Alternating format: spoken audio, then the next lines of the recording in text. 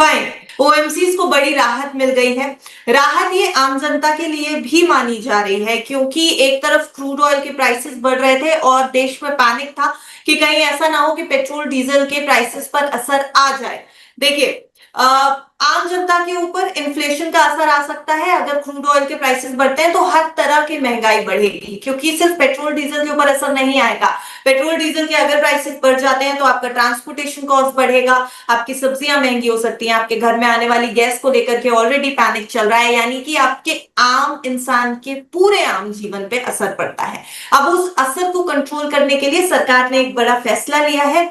सरकार ने excise duty petrol और डीजल के ऊपर से 10-10 रुपए कम कर दी है। तो जो डीजल के ऊपर एक्साइज ड्यूटी थी वो ऑलरेडी 10 रुपए थी, वो अब हो चुकी है 0 यानी शून्य। और पेट्रोल के ऊपर 13 रुपए की एक्साइज ड्यूटी लगती थी, जो अब 3 रुपए हो गई है, यानी 10 रुपए की यहां पर भी कटौती है। अब इसका सीधा फायदा, जो लोग ये समझ रहे थे कि सस्ता हो जाएगा पेट्रोल डीजल, तो हम आपको बता दें सस्ता नहीं हो रहा है पेट्रोल डीजल। लेकिन जो शॉक लग सकता था, क्योंकि क्रूड 106-160 डॉलर के आसपास ट्रेड करने लगा है, और जब वही क्रूड भारत इंपोर्ट करेगा तो वो हम तक आम तक शायद 130-140 डॉलर के भाव पर पहुंचने लगे।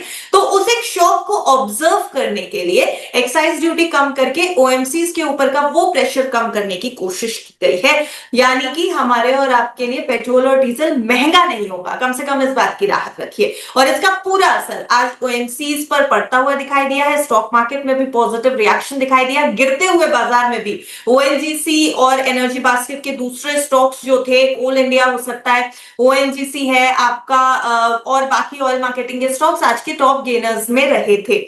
तो अब जब इस तरीके के स्टॉक्स हर्षल टॉप गेनर्स में आने शुरू हो गए हैं, बाजार के इतने ज्यादा प्रेशराइज्ड होने के बावजूद, तो हम ये मान के चले कि अब जब क्रूड का शॉक अब्सॉर्ब कर लिया है भारतीय सरकार ने अपनी तरफ से जो कोशिश की है, इसके बाद एटलीस्ट ओएमसीज तो प्रेशर फील नहीं करेंगी और स्टॉक में आगे भी पॉजिटिव रिएक्शन देखने को मिल सकता है एनर्जी बास्केट में। Absolutely yes, you right, but ये तब वैलिड है जब तक क्रूड ऑयल का प्राइस 100-110 डॉलर के बीच में। अगर ये वॉर और इंटेंसिफाई होती है और अगर क्रूड जी। 120 डॉलर के आर पार निकल जाता है, तो फिर वापस वो शॉक सेम वापस ओएमसीज के ऊपर आ जाएगा। So yes, short term they are positive, they are bullish, but you don't know how war turns out, because अगर आप देखेंगे जब से ये वॉर चालू, आई थिंक आज 25वां या 26वां दिन है वॉर का, I am not sure, but if you look at it, every Friday at night Trump does something. So Trump generally, it's his way of doing कि वो फ्राइडे रात को जब मार्केट्स बंद होते हैं उनके बाद ही डज समथिंग, ताकि उनके पास 48 घंटे 48 आवर्स रहे फॉर द डैमेज कंट्रोल, कि मैं फ्राइडे रात को कुछ कर दिया, मेरे पास 2 दिन है, मैं ईरान पे कुछ बात करूंगा ताकि मंडे को मार्केट में जर्क ना लगे। So it is very interesting to see what Trump does ahead, because अगर आप देखेंगे तो Iran Israel story also, if you track geopolitically, it's building on two sides. एक साइड आप ये सुन रहे हो कि यूएस को बहुत डेस्परेटली उनके साथ संधि करनी है, they want to do cease fire ताकि स्टेट ऑफ हॉर्मुज खुले, क्योंकि अब जाके दूसरी कंट्रीज उनको प्रेशराइज करना चालू कर रही है। Japan, South Korea, they are all pressurising US के, भाई हमारा तो इस वॉर से कोई लेना देना ही नहीं है, एंड आपके वजह से हमें आपने इन्फॉर्म तक नहीं किया कि आप ये अटैक करने वाले हो, तो हम हमारा एटलीस्ट ऑयल का रिजर्व भर के रख रहे हैं। आपके वजह से I am not getting oil, how is that fair? So at the end of the day Trump के ऊपर प्रेशर है कि उनको सीज फायर करवानी है। This is one side of the story. अभी आपने देखा होगा तो आज ही न्यूज आया कि ट्रम्प ने कहा है कि मैं 10 दिन के लिए सीज फायर कर रहा हूँ, 5 दिन के बदले अप्रैल 6 तक I am going to do a cease fire. It's a very positive news इस चीज के ऊपर। तो जैसे 5 दिन का सीज फायर अनाउंस हुआ था, तो I think gift Nifty shot up 600-700 points. जैसे वो न्यूज अनाउंस हुआ था ट्यूसडे को, 600-700 पॉइंट गिफ्ट निफ्टी ऊपर था। बट अगर आप देखेंगे आज 10 दिन का सीज फायर अनाउंस हुआ है, फिर भी आप देखेंगे Nifty is down by 500 points.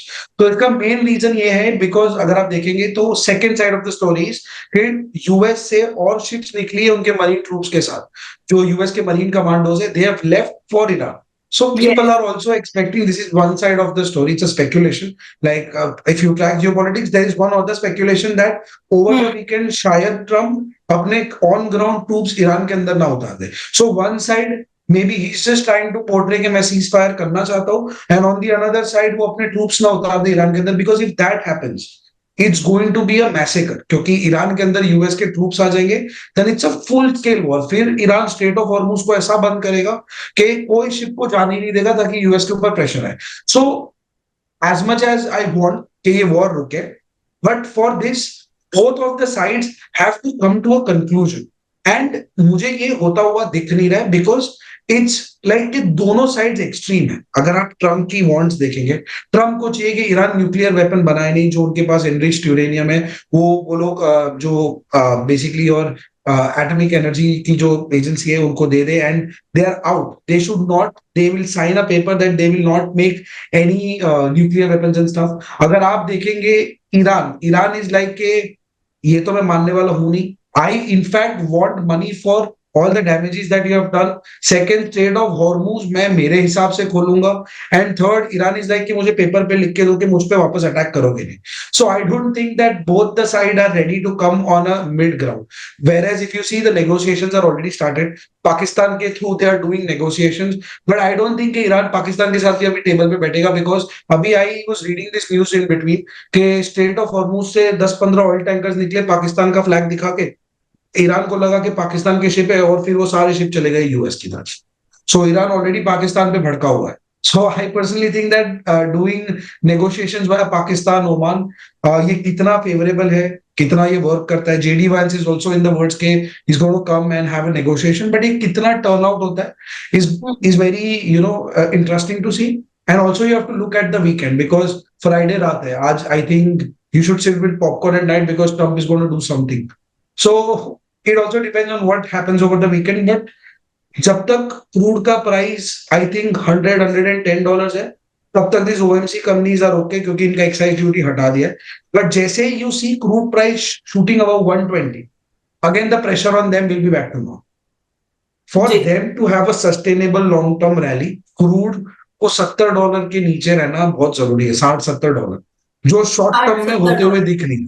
$60-70 जो उनका $60-70 जो रेंज जब से ईरान वॉर शुरू हुई है तब से सिर्फ एक सपना रह गया है, $60-70। होगा नहीं, वो शॉर्ट टर्म यानी में होगा नहीं। एक आखिरी सवाल जरूर लूंगी हर्षल की एक्सपेक्टेशंस अगले हफ्ते की कैसी रखें। हमने मंडे से शुरुआत की थी, बिल्कुल आपने सही कहा, वो रेड मंडे था, लेकिन बीच में बाजार ने कहीं ना कहीं उम्मीद दी थी, वो उम्मीद आज एक बार फिर से क्रैश में टूटती हुई नजर आई है। पर क्या अगला हफ्ता राहत ला सकता है?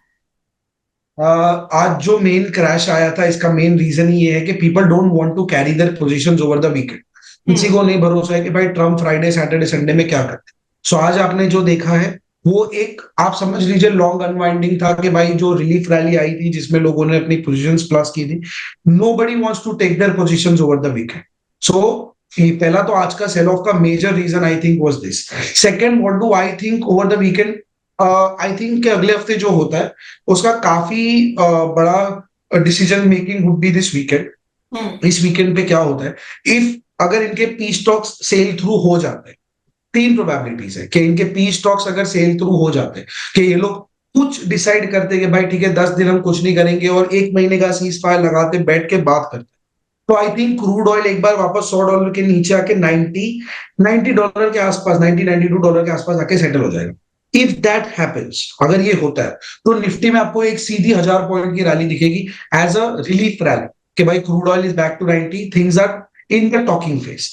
अगर स्टेटस क्यों रहता है, कुछ चेंज नहीं होता ओवर द वीकेंड, कोई फायरिंग नहीं करता, which I don't think is going to happen, because Israel जिस दिन मंडे को अनाउंस हुआ था सीज फायर करने वाला, उसके अगले दिन ही इसराइल जाके बॉम्ब डाल के आया था। So I don't think that is going to happen status quo, but अगर स्टेटस क्यों रहता है तो आई थिंक निफ्टी मंडे को थोड़ा सा बाइंग दिखेगा वापस, बिकॉज ओवरऑल वीकेंड पे कुछ हुआ नहीं, लोग डर के माल बेच के चले गए वीकेंड पे के, तो हम कुछ करना दे। अगर कुछ नहीं होता है तो आई थिंक आपको थोड़ी सी हल्की फुल्की बाइंग दिख सकती है मंडे, बट अगर if anything happens over the weekend तो आप सीधा क्रूड ऑयल को गैप अप खुलते हुए देखेंगे because of a panic jerk. And whatever happens this weekend, it's not going to be small, because दोनों एकदम एक्सट्रीम स्टेज पे आ गए। Trump is like I will blow off your energy infrastructure, ये बोल रहा है कि मैं आपके सैलिनेशन प्लांट उड़ा दूंगा मिडिल ईस्ट के। So now it's not about small drones, अब बात हो रहा है कि ये कर देंगे वो कर देंगे या ट्रूप्स उतार देंगे, दे आर ऑल बिग धमकीज।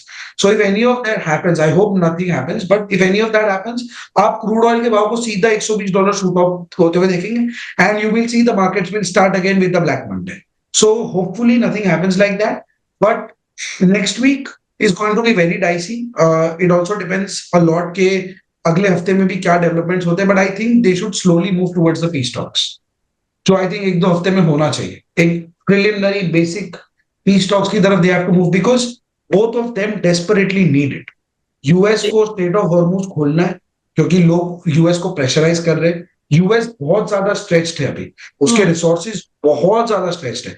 आप देखेंगे यूक्रेन में स्ट्रेच्ड है, मिडिल ईस्ट में स्ट्रेच है, इसराइल में स्ट्रेच्ड है. And if you heard, I don't know if you heard this, China ने अपने ऑलरेडी फाइटर जेट्स और शिप को ताइवान के आजू बाजू में भेजना शुरू कर दिया है. So if this war continues, China will not leave this opportunity. China बोलेगा no opportunity like this because US पूरा स्ट्रेच्ड है, कोई रोकने के लिए है ही नहीं. So China will also go and capture Taiwan. So this war has to stop because US को दिख रहा है. And second, Iran also wants to stop this war because Iran has no air defense left. आप Iran के ऊपर से कोई भी प्लेन उड़ा दो, ईरान उसको नहीं इंटरसेप्ट कर सकता. So US can go into mad carpet bombing. और इजराइल के पास मिसाइल्स बहुत है, बट जो मिसाइल के लॉन्चर्स है, they are very limited because US has blew all of them. So I personally think that Iran also wants to desperately talk. But Iran ऐसे झुक के बात नहीं करेगा क्योंकि ईरान को पता है कि अगर मैं इस बार झुक गया तो ये लोग 6 महीने वापस चले जाएंगे सीज फायर करके और फिर आके वापस बॉम्ब मार के चले जाएंगे. So Iran wants a permanent solution. US also wants a permanent solution and both of them are desperate. So it's very interesting to see how this folds out over the week. Okay, and अगले हफ्ते जो कुछ भी बाजार में होगा वो इन्हीं सारी कंडीशंस के बेसिस पर होगा. हम मंडे को और हम मंडे को देखते हैं फिर बाजार का मूड माहौल कैसा रहता है. एक्सपेक्टेशन तो यही है कि निवेशकों के और पैसे ना डूबे और ज्यादा पैनिक क्रिएट ना हो, लेकिन हर्षल पोर्टफोलियोज तो देखने पड़ेंगे. थोड़ा दर्द होगा लेकिन देखने पड़ेंगे.